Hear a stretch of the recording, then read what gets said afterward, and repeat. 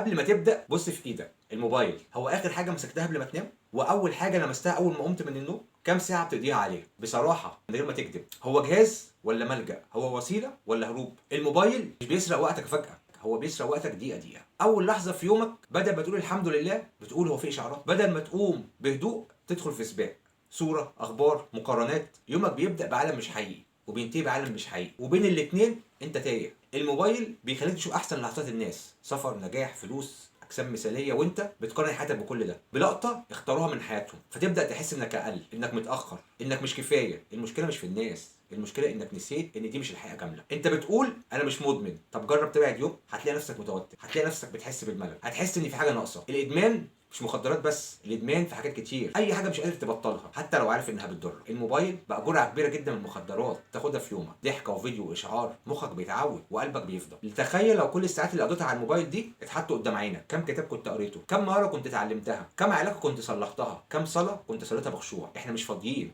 احنا بس مشتتين. المشكله مش انك بتستخدمه، المشكله انه بياخد احسن وقتك. المشكله اللي بياخد وقت الصفاء، وقت الهدوء، وقت السحر سوشيال، بعد الصلاه سكرول. هو مين اولى؟ لما الموبايل بياخد كل تركيزك من ربنا يبقى في حاجات كتير في حياتك محتاجه مراجعه. الموبايل مش بس تسليه، هو هروب من التفكير، من مواجهه النفس، من الوحده. كل ما تحس بملل تمسكه، كل ما تبقى زعلان تمسكه، كل ما تحس بفراغ تمسكه. بس الفراغ الحقيقي مش في وقتك، الفراغ في قلبك. رمضان بيكشف كل حاجه. لو قدرت تبعد عن الاكل ساعات طويله يبقى تقدر تبعد عن الموبايل حتى ولو شويه. مش المطلوب انك تكسره ولا انك تبطله، المطلوب انك ترجع تتحكم فيه، مش هو اللي يتحكم فيك. جرب ساعه من غيره، ساعه بس، هتحس بقلق في الاول وبعدين هتحس براحه. الموبايل مش شيطان، بس ممكن يبقى وسيلته. يسرق تركيزك، يسرق وقتك، يسرق خشوعك، يسرق عمرك.